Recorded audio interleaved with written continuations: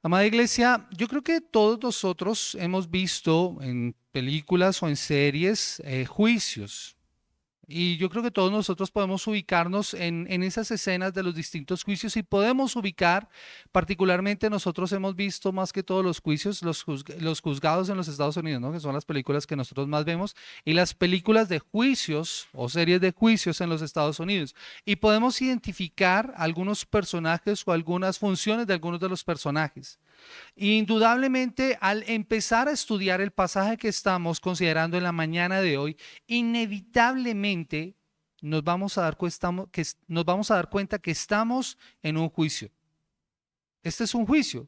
Hay un acusado, hay un juez, hay testigos, hay un jurado, hay un fiscal que presenta los cargos, hay una sentencia y hay una condena.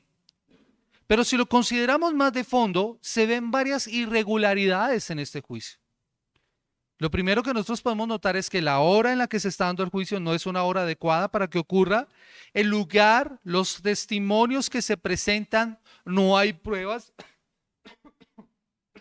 No hay pruebas. Se nota además la parcialidad del juez y los jurados y para colmo de males, el acusado es tratado con tal violencia que al final, al final del juicio es imposible no indignarse con lo que está ocurriendo.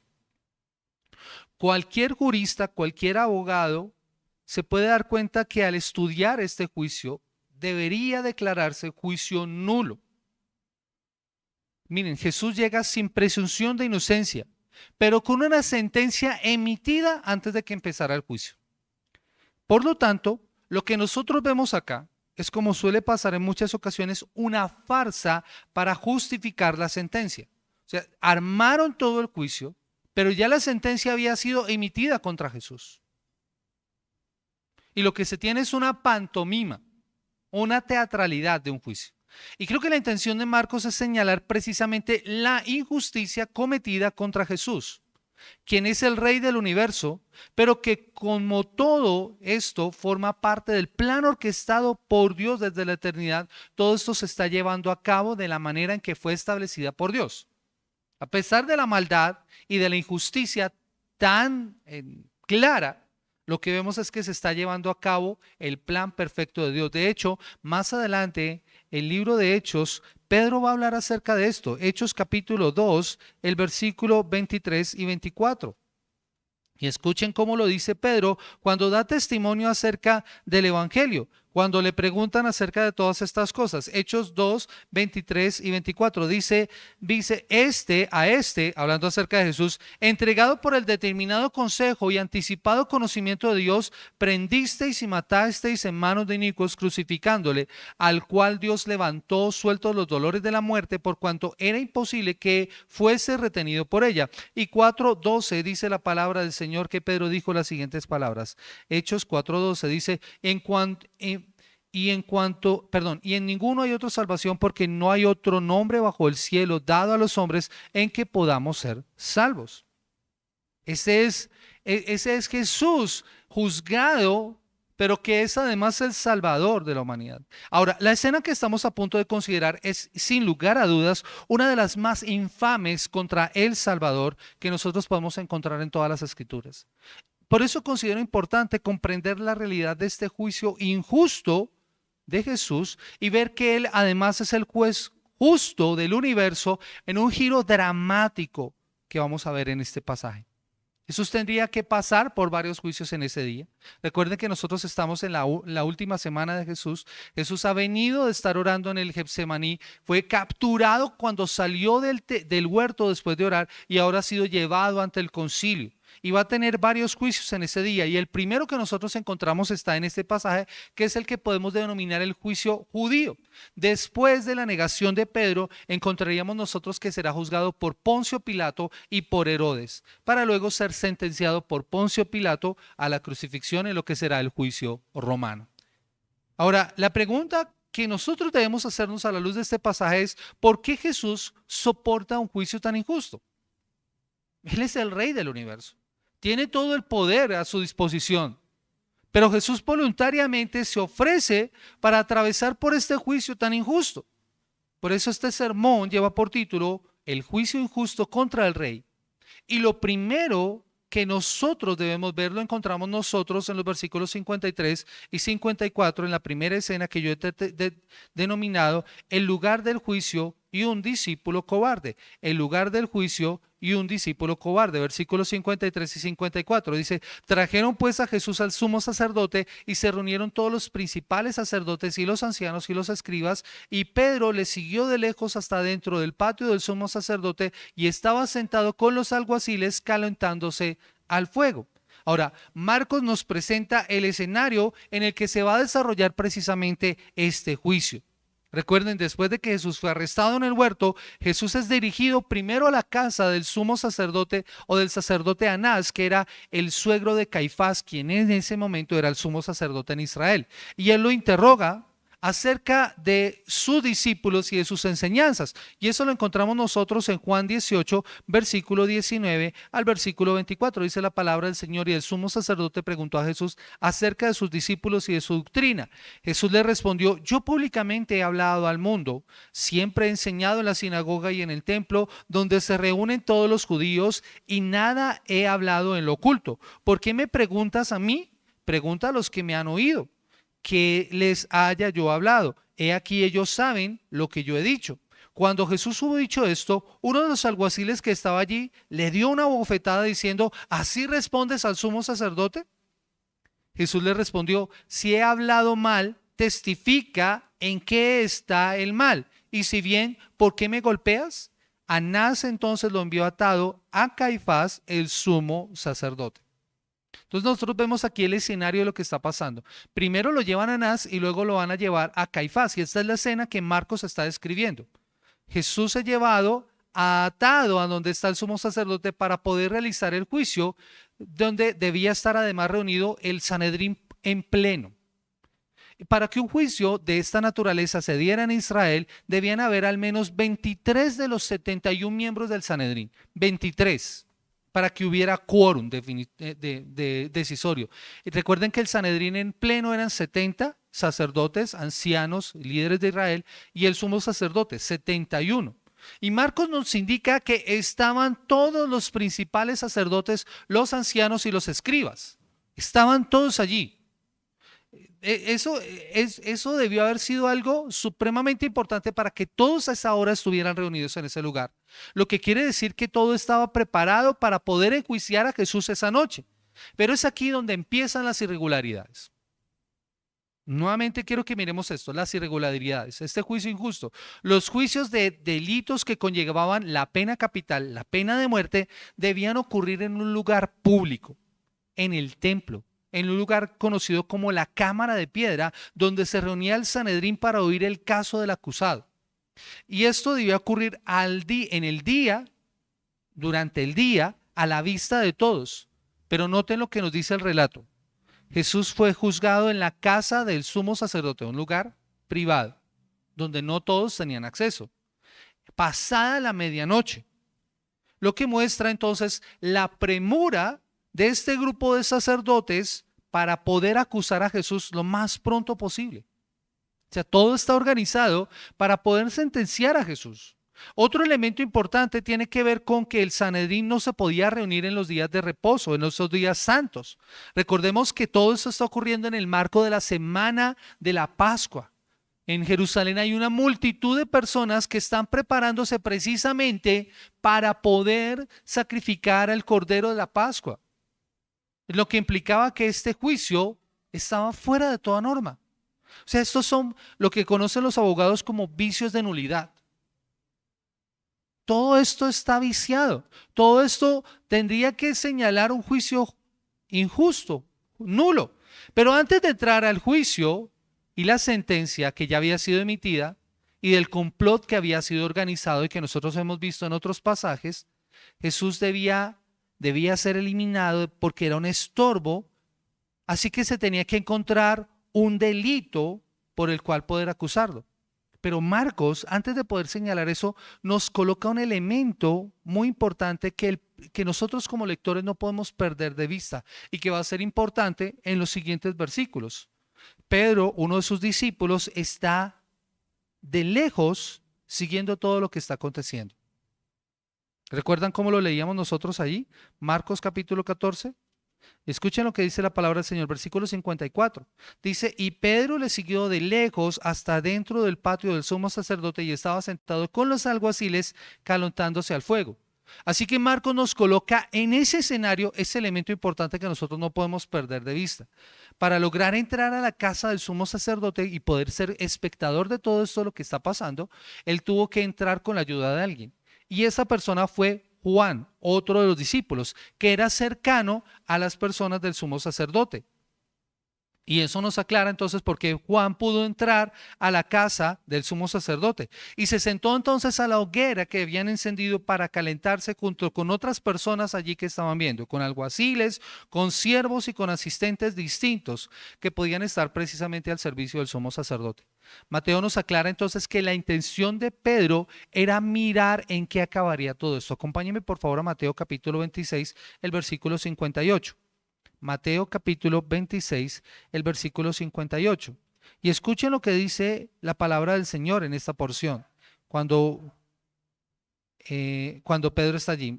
Versículo 57. Los que prendieron a Jesús le llevaron al sumo sacerdote Caifás, a donde estaban reunidos los escribas y los ancianos. Mas Pedro le seguía de lejos hasta el patio del sumo sacerdote y entrando se sentó con los alguaciles para ver el fin. Aquí está Pedro esperando a ver en qué va a pasar, en qué va a terminar todo esto.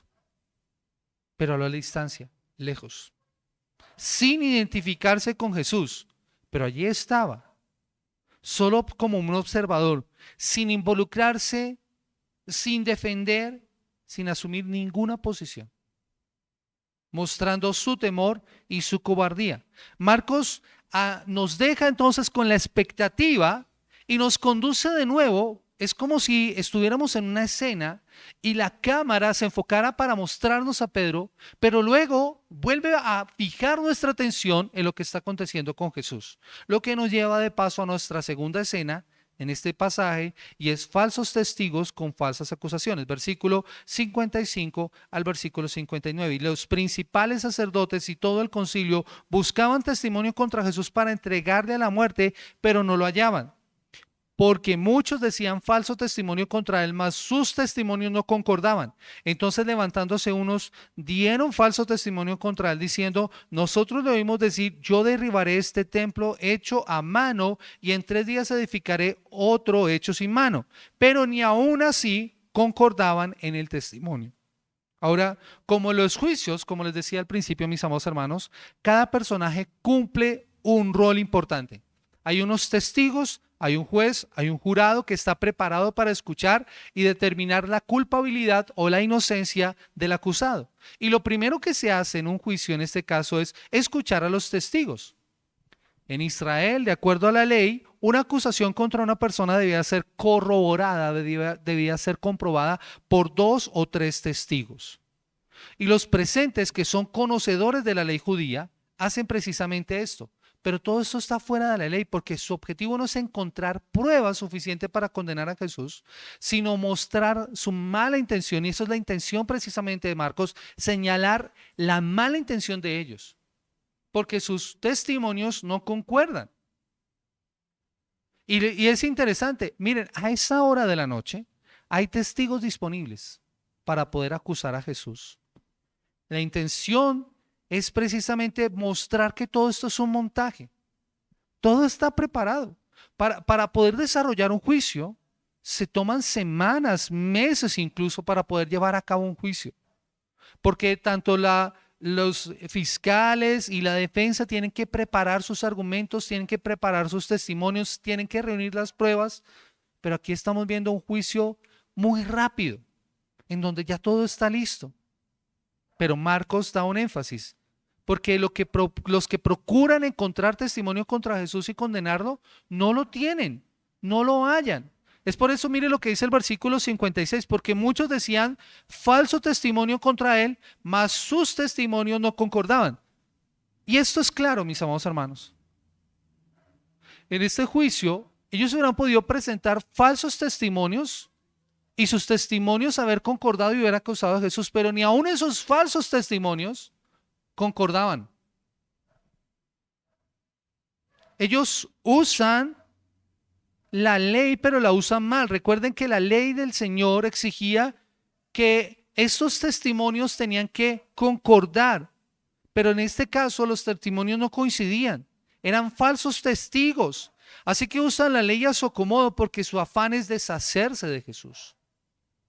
Así que no les importa violar la ley, lo que evidencia nuevamente el pecado de estos hombres, la maldad de estos hombres. La ley prohibía dar falso testimonio. No darás falso testimonio contra tu prójimo, dice Deuteronomio 5:20. Pero allí vemos a estos hombres mostrando su pecado y su maldad. El término legal para lo que ellos están haciendo es el término perjurio. Y perjurar significa dar falso testimonio, mentir o hacer declaraciones falsas bajo juramento, bajo la promesa de decir la verdad, especialmente en este contexto legal o con un documento oficial. Eso es perjurar. Tal vez ustedes han escuchado ese término precisamente en los juicios. El perjurio. Decir una mentira, decir una falsedad cuando se ha prometido decir la verdad. Y eso es lo que están haciendo estos hombres. Están cometiendo perjurio. O sea que no les importa pecar con tal de deshacerse de Jesús. Eso es lo que queda en evidencia en este caso. O sea, si el asunto es deshacerse de Jesús, no importa el método que se use. Así sea decir falso testimonio, lo vamos a hacer. Eso es lo que tienen en mente esos hombres. Y al parecer, el único cargo sólido que tenían contra Jesús era una declaración que Jesús mismo había dado. Miren lo que dice el versículo 57. Dice, entonces levantándose uno, dieron falso testimonio contra él diciendo, nosotros le oímos decir, yo derribaré este templo hecho a mano y en 3 días edificaré otro hecho sin mano. Así que su cargo era amenazar con destruir el templo y volverlo a construir. Esa es la acusación que tienen contra Jesús. Ese es el testimonio. Pero todo esto es falso, porque Jesús nunca dijo esto. Acompáñeme por favor a Juan capítulo 2, el versículo 19. Juan capítulo 2, el versículo 19. El único lugar donde Jesús dice algo similar es aquí. Juan capítulo 2, versículo 19. Y esta es la primera vez que Jesús purifica el templo que nosotros encontramos en el Evangelio de Juan. Y dice el versículo 19, cuando le preguntan sobre todo esto, él responde estas palabras. Versículo 19, respondió Jesús y les dijo, destruir este templo y en 3 días lo levantaré. Ahora, ¿cuál es la acusación que tienen contra Jesús? Yo destruiré este templo hecho de mano y al 3er día lo levantaré nuevamente, es lo que dice, ¿recuerdan? Versículo 57, 58. Nosotros le oímos decir, yo derribaré este templo hecho a mano y en 3 días edificaré otro hecho sin mano. Pregunta, ¿la acusación se parece en algo a las palabras de Jesús? En ningún sentido. Y este es el argumento más sólido que tienen para acusar a Jesús. Él no estaba hablando de destruir el templo.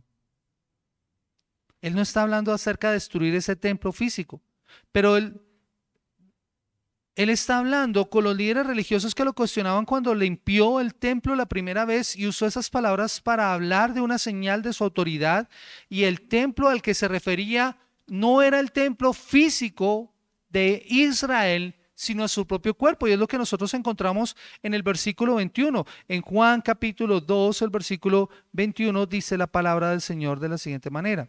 Si nosotros leemos el contexto, encontraremos lo que Jesús dijo en ese momento. Dice, dijeron luego los judíos, en 46 años fue edificado este templo y tú en 3 días lo levantarás. Mas él hablaba del templo de su cuerpo.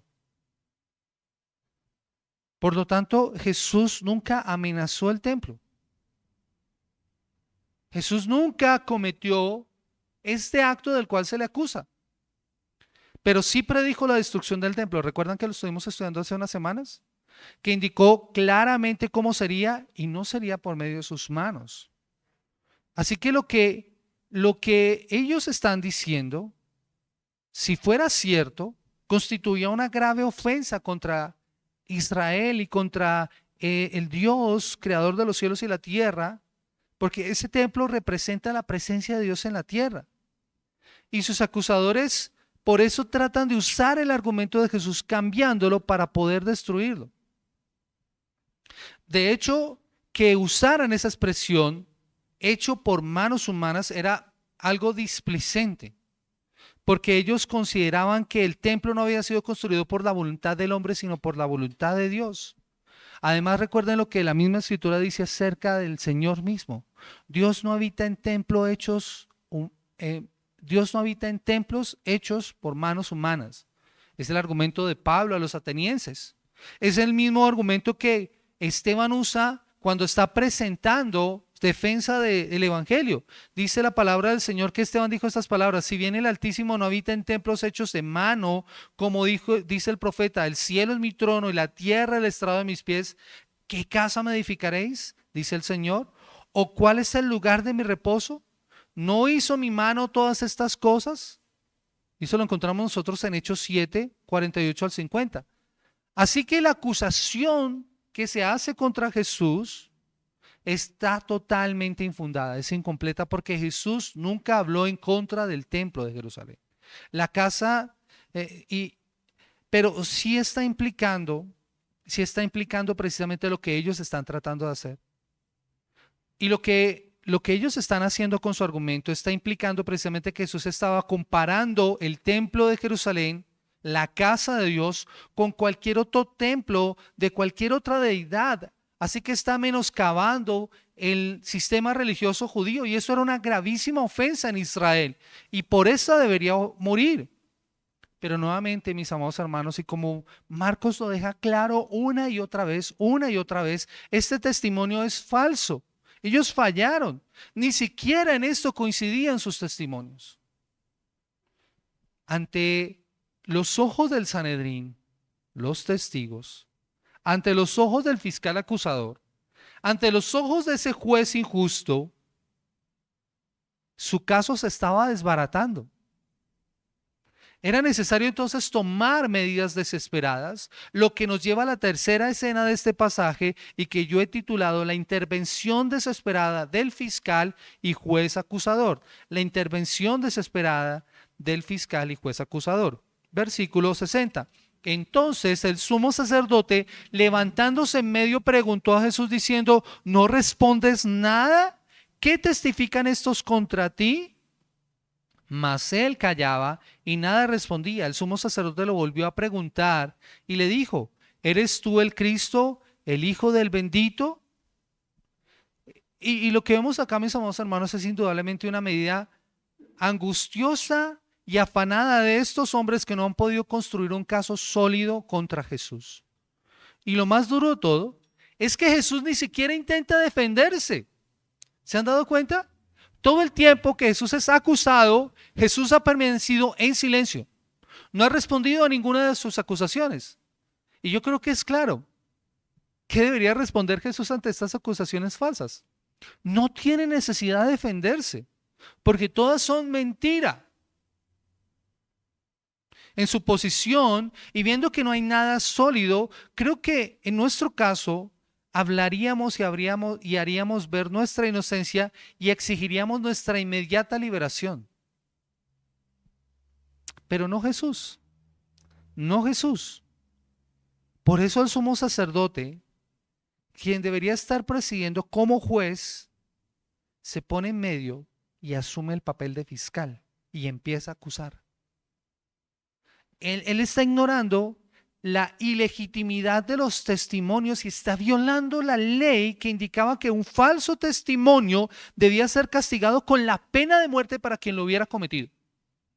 O sea, en ese momento, él como sumo sacerdote, como juez de Israel, lo que debería haber es acusar a los que estaban dando falso testimonio y sentenciarlos a muerte. Pero no en este caso. Porque en este caso, él se va en contra del acusado, que es claramente inocente, y lo cuestiona, y por eso le pregunta. Y Marcos nos indica que hasta este momento Jesús ha guardado silencio.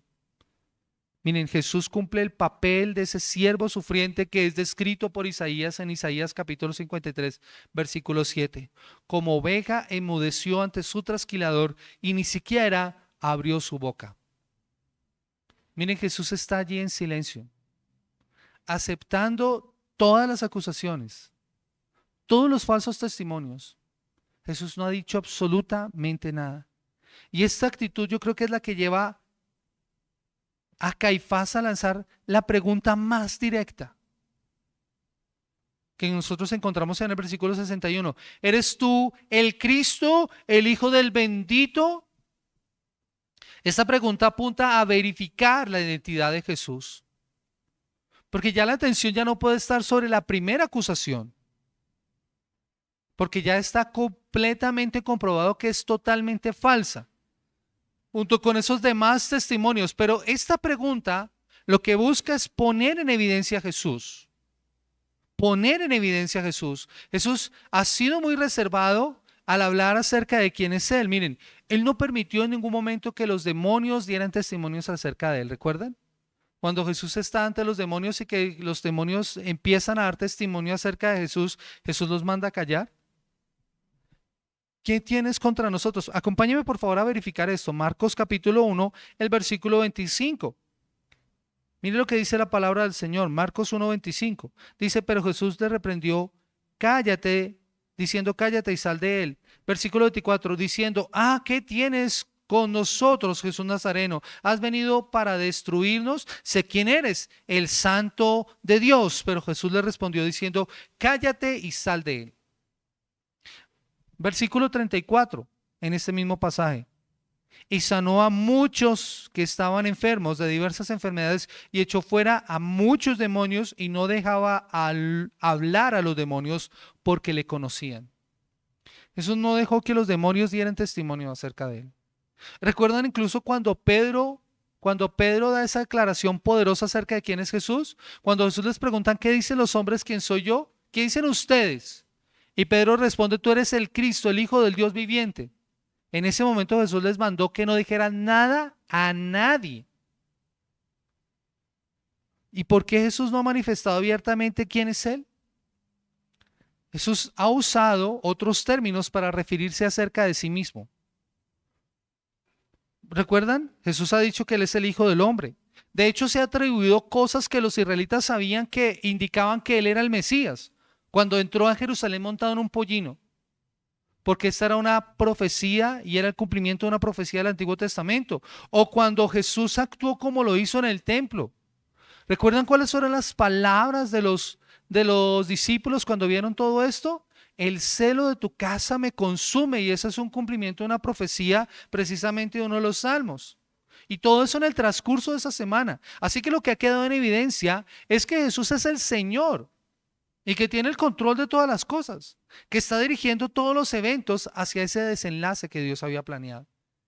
Así que es hora de conocer quién es realmente Jesús, para poner fin a las especulaciones que hasta ese momento habían estado a la orden del día. Así que Caifás hace la pregunta, porque desea saber quién es Jesús, si es ese pretendido Mesías, en especial a aquel que es descrito en las Escrituras. Pero los lectores, nosotros como oyentes, sabemos quién es Jesús, porque se nos ha presentado desde el principio del Evangelio. ¿Recuerdan Marcos 1:1? Principio del Evangelio de Jesucristo, Hijo de Dios. Aquí Marcos nos ha presentado quién es claramente Jesús. ¿Recuerdan las dos preguntas que responde Marcos? ¿Quién es Jesús y qué vino a hacer? Así que nosotros sabemos quién es Jesús. Lo hemos sabido desde el principio, pero recordemos que Marcos tiene la intención de corroborarnos precisamente esta afirmación. Así que la identidad de Jesús es clara para nosotros como lectores, como lo fue para los lectores originales. Pero Caifás es un incrédulo.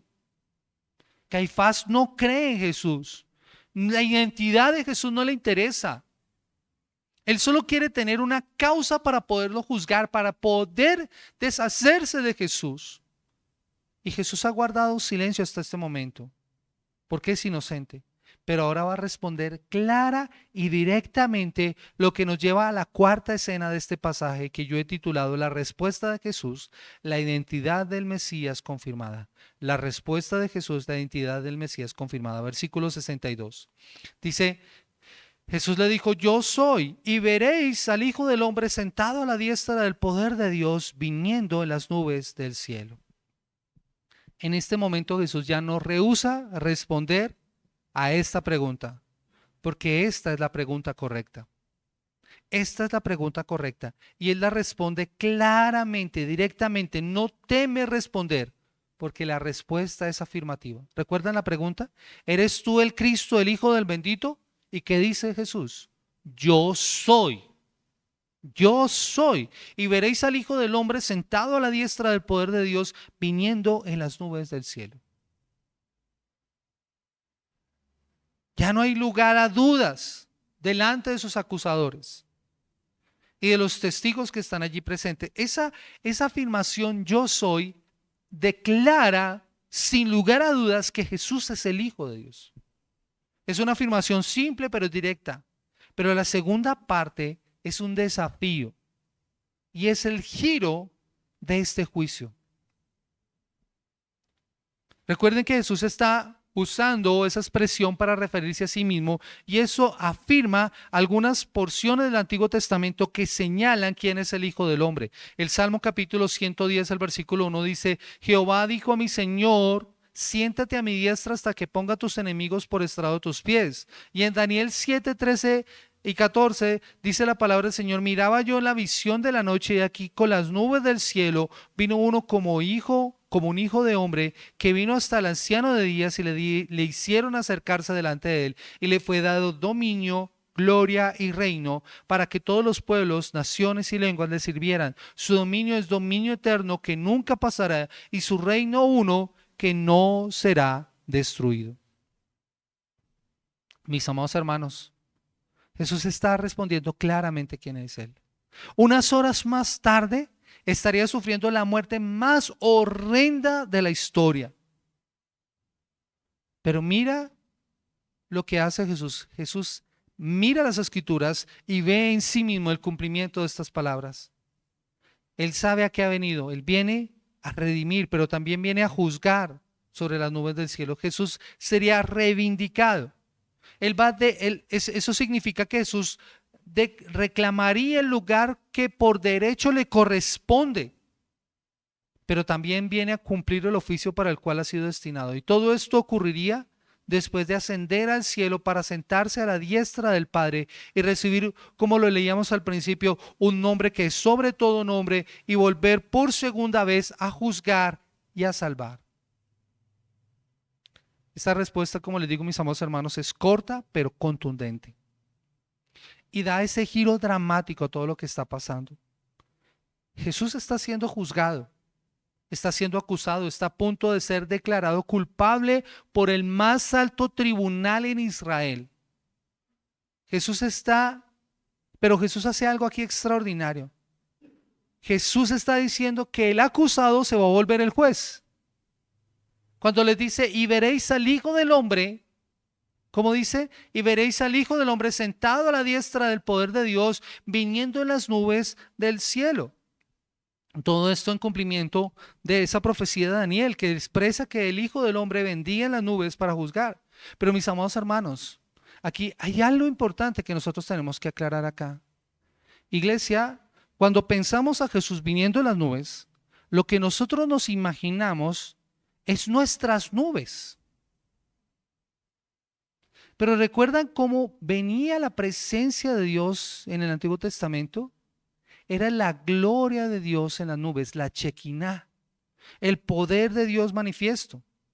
Así que nosotros no esperemos a Jesús viniendo en las nubes, estos cúmulos de agua que nosotros vemos, vapor de agua, sino veamos al Señor que viene con toda su gloria, con todo su poder. Así que lo que Jesús está diciendo es esto: vendré de nuevo a la tierra con la gloria de Dios y asumiré entonces el papel del juez y ustedes me van a ver. Eso es lo que Jesús está diciendo. Recuerden que Él es en realidad el juez. Y ese es el giro dramático de esta historia. Mis amados hermanos, el acusado se vuelve el juez. Me encanta como lo dice Timothy Keller. Él es el juez de todo el mundo. Debería sentarse en el tribunal y nosotros deberíamos sentarnos en el banquillo de los acusados. Mis amados hermanos, Jesús es el Cristo, el Hijo del bendito. Pero no en el sentido que ellos esperaban, no en ese Mesías guerrero que vendría a destruir a los romanos y a restablecer a Israel como la nación que antes fue. Él viene para rescatar a los pecadores, pero también viene a juzgar a aquellos que no van a Él en arrepentimiento y fe. Todos en esa sala debieron haberse sorprendido con estas palabras, con esta declaración tan increíble de Jesús. Pero fatalmente esta misma declaración es la que lo llevaría a la muerte, lo que garantizaría la crucifixión como debería ocurrir. Así que Marcos nos vuelve otra vez la mirada al sumo sacerdote, quien reacciona, lo que nos lleva a la quinta escena de esta historia y que yo he titulado la acusación final y la sentencia emitida. La acusación final y la sentencia emitida, versículos 63 y 64. Entonces el sumo sacerdote, rasgando su vestidura, dijo: ¿qué más necesidad tenemos de testigos? ¿Habéis oído la blasfemia? ¿Qué os parece? Y todos ellos le condenaron, declarándole ser digno de muerte. El sumo sacerdote reacciona de la manera que se creía debería reaccionar al escuchar blasfemia. Rasgando sus vestiduras en señal de dolor, de ira, de desaprobación, pero haciendo algo que los sacerdotes no deberían hacer. Esto era algo que no estaba permitido para ellos. Por tanto, esto no es más que una muestra de teatralidad, por lo que podría considerarse una ofensa gravísima contra Dios. La blasfemia es una de las ofensas más graves en Israel, condenada precisamente a la muerte. Y que le dijera a un simple mortal para ellos era terrible. Así que al mostrar esta reacción de inmediato, los presentes emiten el veredicto. El fiscal juez ahora le pide a los jurados que emitan el veredicto. Ya tenemos la acusación. ¿Cuál es la sentencia? El nuevo cargo es blasfemia. Y esto en la ley era castigado con la más alta pena posible, la muerte. Pero en realidad, ¿Jesús podía ser acusado de blasfemia? ¿Jesús podría ser acusado de blasfemia? No en el sentido estricto de la palabra. Blasfemar es usar mal el nombre de Dios o de una manera inadecuada o de hacer acciones ofensivas contra Dios. Y eso tenía que ver con la idolatría. Era mostrar falta de respeto hacia Dios o insultar a los líderes que Dios había establecido. Pero Jesús no había hecho esto. Jesús no puede ser acusado de blasfemia porque él afirmó acerca de sí mismo lo que es verdad. ¿Cómo va a ser blasfemia si Jesús mismo es Dios? Así que él no puede ser acusado de blasfemia porque lo que él dice de sí mismo es verdad. Todo lo dicho ha sido corroborado no solo por sus acciones, sino por los múltiples testimonios de quién es en realidad. Jesús es el Hijo de Dios, es el Hijo del bendito, el único que podía adjudicarse el título profético del Hijo del Hombre, el Mesías, el juez, el Señor. Por tanto, yo creo que la ironía es evidente, mis amados hermanos, porque después de acusar a Jesús, el verdaderamente blasfemo es el sumo sacerdote. Un comentarista lo dice así: el sumo sacerdote, o el sumo sacerdote tiene razón en afirmar que Jesús es un blasfemo, o Jesús tiene razón al mostrar que el sumo sacerdote es un blasfemo. Y creo que todos sabemos la respuesta. Nosotros conocemos la verdad y algún día este Señor exaltado juzgará a aquellos que lo traspasaron. Acompáñenme por favor a Apocalipsis capítulo 1, el versículo 7. Apocalipsis capítulo 1, versículo 7, dice la palabra del Señor: he aquí que viene con las nubes y todo ojo le verá, y los que le traspasaron y todos los linajes de la tierra harán lamentación por él. Sí, amén. Así que los sacerdotes se niegan a aceptar esta verdad y emiten su juicio. Es digno de muerte. Jesús debe morir. La pena por blasfemia era morir apedreado.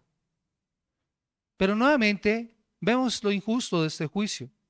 Cuando se emite el veredicto, los miembros del concilio debían votar uno por uno, desde el menor hasta el mayor. Y eso es bastante lógico, mis amados hermanos.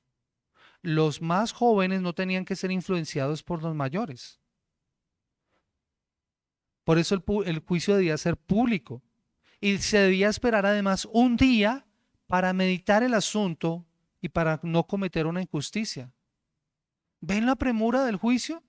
Ya la sentencia había sido emitida. Todo esto implica nulidad para este caso, pero como les he mencionado, el tiempo era un factor determinante. Y la realidad era que también, a pesar de poder juzgar a Jesús, ellos no tienen la autoridad para poder ejecutarlo, de manera que tendrían que esperar a que se cumpliera el juicio romano delante de Pilato. Pero la suerte ya estaba echada. Y ellos cantan victoria en ese momento, porque creen que han ganado, pero aún les falta un paso más. Y todavía no pueden respirar tranquilos. En la sala todo se pone de cabeza en ese juicio, todo se desordena y el juez permite una violencia injusta, lo que nos lleva a la última escena de esta historia y que encontramos nosotros en el versículo 65, perdón, y que yo he titulado La burla indebida e injustificada. Versículo 65. Y algunos comenzaron a escupirle y a cubrirle el rostro y a darle de puñetazos y a decirle profetiza, y los alguaciles le daban bofetadas. El jurado y los jueces, junto con los testigos y los alguaciles, se levantan contra el acusado para descargar toda su ira contra él. En un juicio este tipo de cosas no pasan. La escena no tiene presentación. De hecho, lo que ocurre es terrible, escupir a un judío, aún a pesar de ser condenado como lo estaba haciendo Jesús, era una ofensa muy grande y eso no se podía hacer. Y el hecho de esta acusación contra Jesús los volverá a ellos en su propia acusación. En Lucas 22, acompáñenme por favor a Lucas 22, versículos 63 a 65. Lucas 22, 63. Escuchen lo que dice la palabra del Señor. Y Pedro 63 y 64, 63 al 65, perdón. Y los hombres que custodiaban a Jesús se burlaban de él y le golpeaban, vendándole los ojos y le golpeaban el rostro, le preguntaban diciendo, profetiza, ¿quién es el que te golpeó? Y decían otras muchas cosas, injuriándole. El prisionero es ultrajado, pero todo esto es también parte de las profecías. Recuerdan Isaías capítulo 50, versículo 6, dice, ofrecí mis espaldas para que me azotaran y dejé que me arrancaran la barba. No retiré la cara de los que me insultaban y me escupían. Así que Jesús nuevamente está cumpliendo las palabras del Antiguo Testamento. Y en su burla, Jesús es vendado, golpeado, yo creo que entre risas y entre ofensas, escuchando ese profetiza. Pero lo que ellos ignoran es que Jesús realmente es profeta. Este rey conoce perfectamente de antemano todo lo que iba a acontecer y ya lo había anunciado a los suyos, porque él está bajo control de todas las cosas. Esto tendría que pasar de esta manera, tendría que ser así. Y finalmente nosotros vemos la sentencia. Pero esto, mis amados hermanos, nos muestra que en realidad estos hombres están ciegos porque no pueden reconocer ante quién están. Y en su ira y en su preocupación por sus intereses, les lleva a actuar de una forma tan despreciable, tan infame, tan injusta. Porque allí están ante el soberano Rey del universo, en un juicio totalmente injusto, soportado con infamias, con calumnias, con mentiras. Pero todo esto por un propósito mayor. Y mis amados hermanos, Marcos nos deja en la escena así. Aún faltará otra parte, pero eso lo vamos a ver nosotros en los siguientes sermones. Yo quiero que vayamos cerrando, mis amados hermanos, en esta mañana con algunas aplicaciones. Cuando empecé a estudiar este sermón y cuando lo empecé a revisar, mis amados hermanos, fui profundamente confrontado.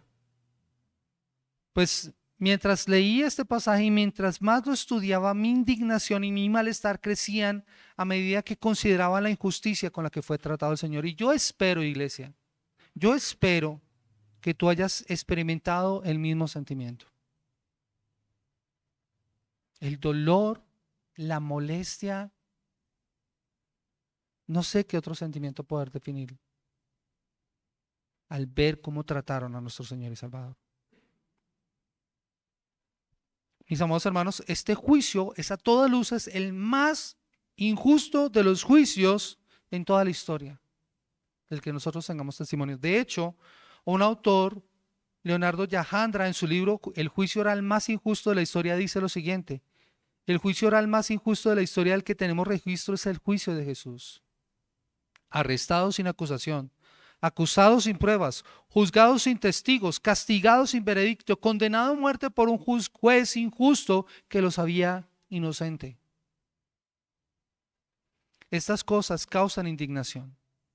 Como causa indignación ver la injusticia, como cuando se violenta al débil o al desvalido. Eso nos debería molestar a nosotros profundamente. Y nos molesta. Yo creo que nosotros no podemos salir a la calle y ver una injusticia y hacer como si nada. Todos nosotros nos indignamos cuando vemos noticias de cosas injustas. Nos molestamos, nos duele. Sufrimos ver la injusticia, iglesia. Porque sabemos que no es correcto. Pero eso me llevó a considerar un elemento muy importante. Nuestra indignación contra Caifás y contra todo el grupo que participó en el juicio contra Jesús, de pronto se puede volver en nuestra contra. ¿Y cómo es esto? Ellos actuaron así contra el Mesías porque el Mesías amenazaba sus intereses políticos, económicos, religiosos y personales. Y lo mismo nos puede pasar a nosotros. Porque cuando vemos que se comete una injusticia, nos molestamos y reaccionamos. Y si se comete contra nosotros, pues cuánto más. Pero si lo que vemos es que nuestros intereses son los que son afectados, muy seguramente vamos a actuar para cuidarlos. Yo lo veo constantemente y lo podemos ver constantemente en el ejemplo, por ejemplo, de una madre que ve que cuando su hijo se comporta mal, ¿cuál es la opción más fácil de la madre? Defender a su hijo. Echarle la culpa a sus compañeros, a sus amigos, decir, no, él no tenía esas mañas, eso fue el colegio. He visto madres molestas cuando uno les señala los errores de su hijo, que no pueden ver la naturaleza pecaminosa de sus pequeños siendo manifestada. Ya, ¿ven las evidencias de la maldad? ¿Ven las evidencias de lo que han hecho? Y prefieren echarle la culpa a otros. No pueden ver el pecado en sus propios hijos. Y se preocupan mucho por guardar su imagen y sus apariencias, más preocupadas por el qué dirán de los demás que por corregir a sus hijos y, como dice la palabra de Dios, criarlos en disciplina y amonestación del Señor. O nos puede pasar a nosotros en nuestros lugares de trabajo. Cuando con tal de guardar nuestros trabajos, somos capaces de señalar los errores de otros y echarle el agua sucia a nuestros compañeros para que nuestros errores no se vean tan graves. De manera que podemos guardar nuestra imagen delante de nuestros jefes. Y tal vez así aseguramos nuestro puesto, y especialmente en una situación tan volátil como la nuestra en nuestro país, en donde de pronto hay recortes de personal o hay situaciones de empresa que son tan difíciles y donde podemos ver de pronto que podemos perder nuestro trabajo. Y así podríamos seguir señalando y señalando injusticias y cosas. Lo que quiero señalar es que cuando nuestros intereses están en juego, nosotros vamos a actuar de la misma manera injusta que actuaron los sacerdotes y los escribas y los ancianos de Israel contra Jesús. Allí se hace evidente nuestro pecado. Y mis amados hermanos, lo que nosotros debemos hacer es pedir perdón. Piensa, por favor, por un momento, ¿cuántas veces tú has actuado injustamente porque has tratado de guardar tus intereses y tu bienestar y no te ha importado los otros? Este pasaje, mis amados hermanos, evidencia la realidad de que algún día todo engaño, todo mal, todo falso testimonio, toda opresión injusta saldrá a la luz y será juzgada por el que es el legítimo juez del universo y no por cortes humanas parcializadas por sus intereses particulares. Mis amados hermanos, indudablemente nosotros vivimos en un sistema legal injusto. ¿Cuántos juicios no se han llevado a cabo en donde el resultado es evidentemente algo injusto? O tal vez nosotros hemos sido víctimas y hemos recibido la injusticia de otros. Pero iglesia, estas cortes y todos tendrán que comparecer ante el tribunal de Cristo. Todos verán venir al Hijo del Hombre sobre las nubes en el poder de Dios para juzgar. Entonces, como dice la palabra de Dios, toda rodilla se doblará y toda lengua confesará que Jesús es el Señor. Así que la pregunta que deberíamos hacernos a la luz de esta verdad, mis amados hermanos, es: ¿no deberíamos nosotros procurar vivir una vida diferente? Escuchen por favor lo que dice Pedro en Primera de Pedro capítulo 3, el versículo 11 y el versículo 12. Primera de Pedro capítulo 3, versículo 11 y versículo 12. Dice la palabra del Señor. Dice: apártense del mal y hagan el bien, busquen la paz y síganla, porque los ojos del Señor están sobre los justos y sus oídos atentos a sus oraciones, pero el rostro del Señor está en contra de aquellos que hacen el mal. Por tanto, mis amados hermanos, preguntémonos nuevamente: ¿no deberíamos vivir como Dios nos manda, siguiendo una conducta intachable y esperando ansiosamente la venida del Señor? No lo podemos hacer en nuestras fuerzas. Necesitamos ir a Él en arrepentimiento y fe. Jesús está en control de todo. Jesús va a usar todas estas acciones injustas y malvadas de los hombres para lograr sus propósitos de redención.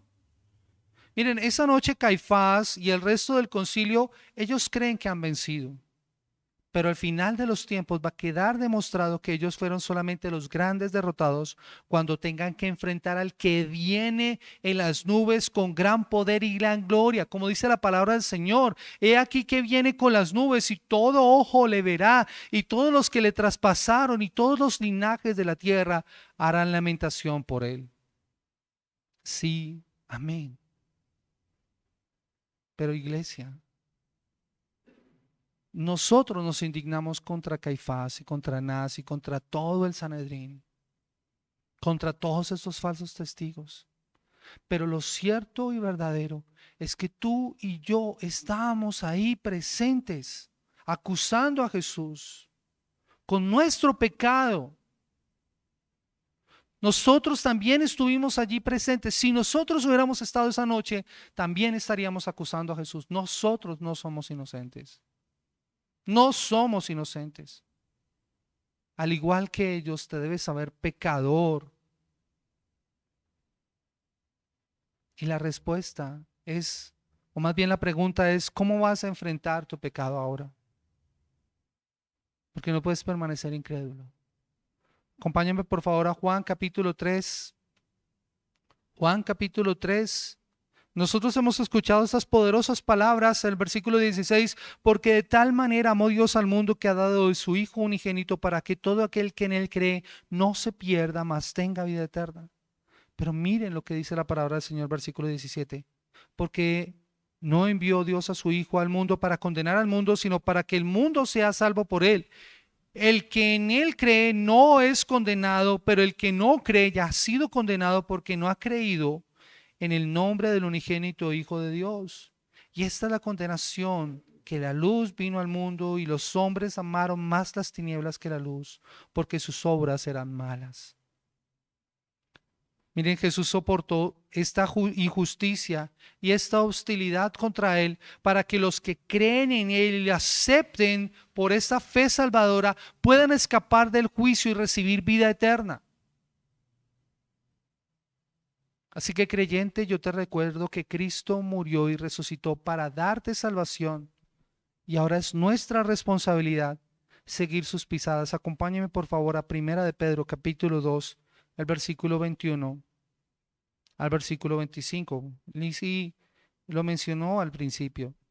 Primera de Pedro capítulo 2, versículo 21, dice la palabra del Señor: pues para esto fuisteis llamados, porque también Cristo padeció por nosotros, dejándonos ejemplo para que sigáis sus pisadas, el cual no hizo pecado, ni se halló de engaño en su boca, quien cuando le maldecían no respondía con maldición, cuando padecía no amenazaba, sino que encomendaba la causa al que juzga justamente, quien llevó él mismo nuestros pecados en su cuerpo sobre el madero, para que nosotros, estando muertos a los pecados, vivamos a la justicia, por cuya herida fuimos sanados, porque vosotros seréis como ovejas descarriadas, pero ahora habéis vuelto al pastor y obispo de vuestras almas. Así que, iglesia, nuevamente nosotros tenemos que acudir a Cristo. No podemos vivir esa vida justa que nosotros quisiéramos sin la ayuda del Salvador. Él lo hizo por nosotros, por eso nosotros debemos ir a Él, ir a Él. Pero también, si estás sin Cristo en esta mañana, si estás sin Cristo en esta mañana, déjame decirte, amigo, que debes venir a Él en arrepentimiento y fe. Escucha nuevamente las palabras de Juan en el versículo 19, Juan 3:19. Y esta es la condenación, que la luz vino al mundo y los hombres amaron más las tinieblas que la luz, porque sus obras eran malas. Así que déjame preguntarte, si estás sin Cristo en esta mañana, ¿seguirás amando las tinieblas? ¿O vendrás a la luz para que tus obras sean manifiestas? Arrepiéntete de tu pecado, confiésalo delante de Él y recibe el don de la vida eterna, que solo es dado por gracia, es solo por Cristo, es solo por la fe. Antes de que el juez, el legítimo juez, el rey de todo el universo, venga a juzgar y sea demasiado tarde. Oh, que el Señor bendiga su palabra y que nos ayude a ponerla en práctica. Vamos a orar. Bendito Señor y Salvador, ante ti que eres el juez de todo el universo, Señor. Ante ti nos postramos en esta mañana y reconocemos nuestra condición delante de ti. Tu palabra nos dice, Señor, tu palabra nos dice que nosotros debemos venir a ti, Señor, que fuimos llamados porque para esto padeciste tú, dejándonos ejemplo para que sigamos tus pisadas. Tú no hiciste pecado, no se halló engaño en tu boca. Cuando te maldecían, no respondiste con maldición. Cuando padecías, no amenazaste, sino que enmendaste la causa al que juzga justamente. Tú llevaste nuestros pecados en tu cuerpo sobre el madero, para que nosotros, estando muertos a los pecados, ahora podamos vivir a la justicia y vivamos en la justicia. Por tu herida nosotros hemos sido sanados de la enfermedad del pecado.